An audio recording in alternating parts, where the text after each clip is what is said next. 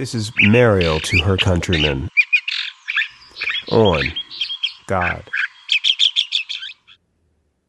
Friends, in the United States, the general public diverges sharply with scientists about several topics, particularly because some of these topics, such as climate change and epidemics, pose dangers to public health if we cannot coordinate regarding them.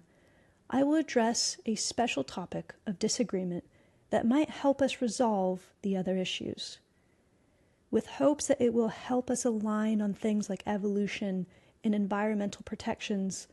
Plus, with personal humility and wonder, I will propose a way we can get along about God. Considering the great diversity among us, in the United States and around the world where this topic of discussion also unfolds, each group might have to make accommodations to reach consensus. Fortunately, these adjustments might prove quite sensible and even comfortable. We in the United States will nearly certainly keep God in our politics. In contrast to how the United Nations, the European Union, and the Earth Charter carefully avoid theistic language in their core documents, the United States Declaration of Independence, printed currency, Pledge of Allegiance, and the Constitution of every state in the Union all reference God or divinity. With about 80% of Americans overall and 50% of scientists believing in God, plus the amount of political consensus required to make changes to our core documents, we will probably do well finding peace with God in politics. Moreover, the U.S. might even be wise to find a working relationship at this official level. The United Nations, European Union, and Earth Charter each carefully engage religion at some level. A recent study for the UN recommends continuing to refine techniques. Atheists of the world, please do not panic at this point. Bear with me. I propose a working definition of God that we can trust in with objective scientific rigor, as well as our plurality of faith traditions. Definition. God is a creativity and intelligence that is larger than any of us, is at work in the universe, and is, at least, benign. Respectfully, I suggest that we unite under this definition. We might nickname the definition baseline God. I suspect that most major disagreements about this definition will fit better on the far side of the separation between church and state. This definition can suffice for coordinating. In the rest of this short talk, I will address how this definition interfaces with current science and current Christianity, which will account for most Americans. With deep apologies, I will not address traditions in the minority in the U.S., such as Islam, Hinduism, Buddhism, and indigenous religions. I will not address them in detail in this episode due to constraints of time or constraints of my own cultural expertise. I will provide some more details in another episode about religion. Especially in the last century, scientific research has reliably and steadily documented phenomena that sum up to this proposed definition of God.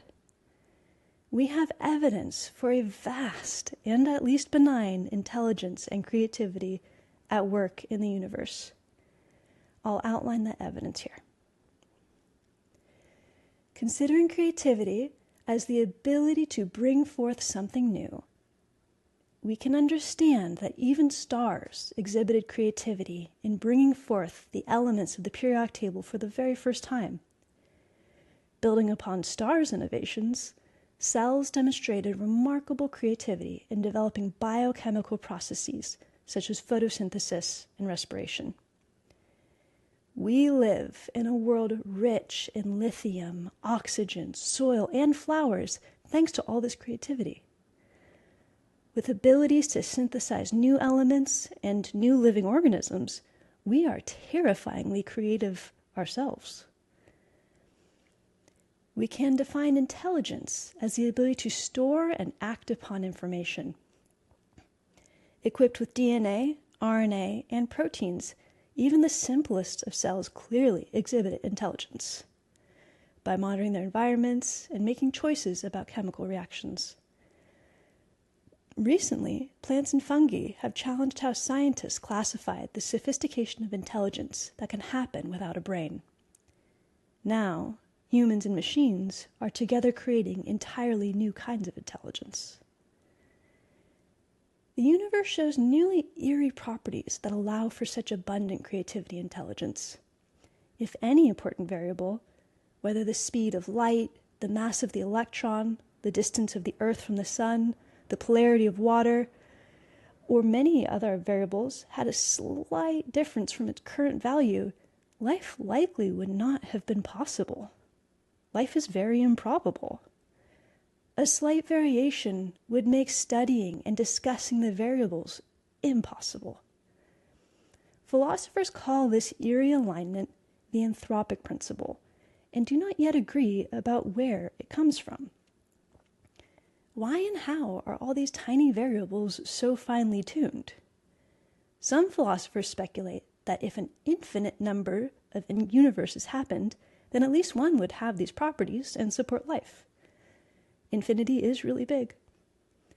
Other philosophers and scientists are starting to wonder if universes evolved to have properties like ours.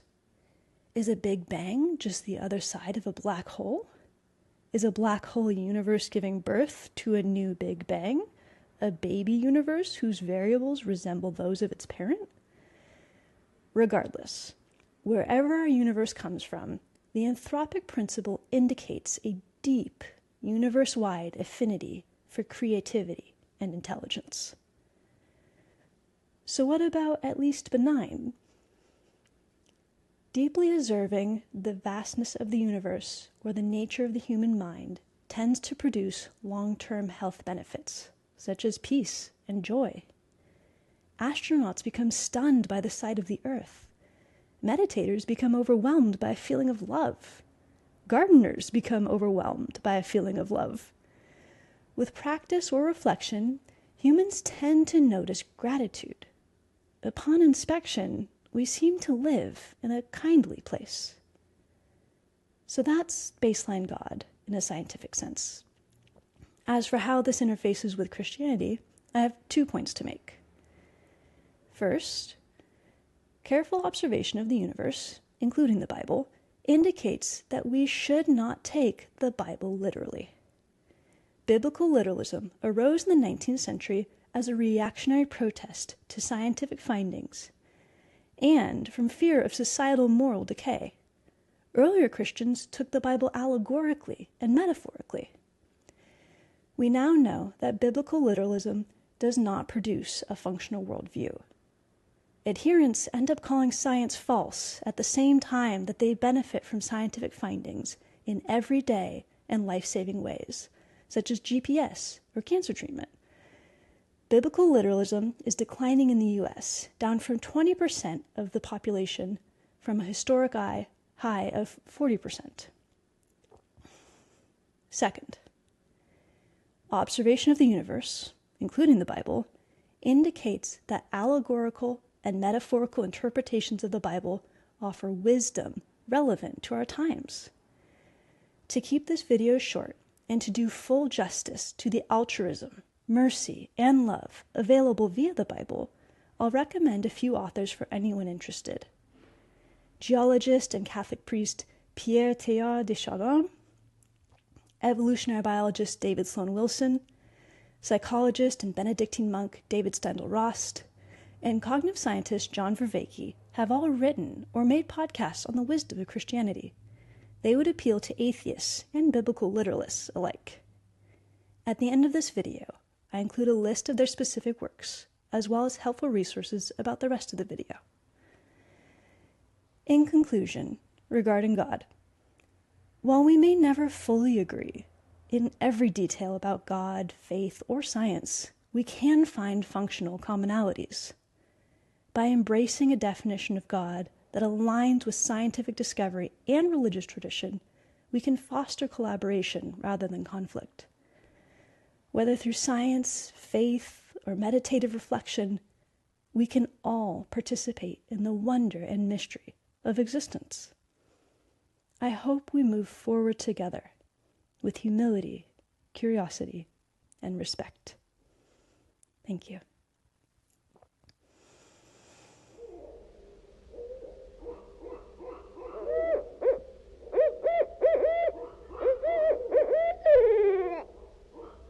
Nature sounds and photographs sourced from the Creative Commons and public domain.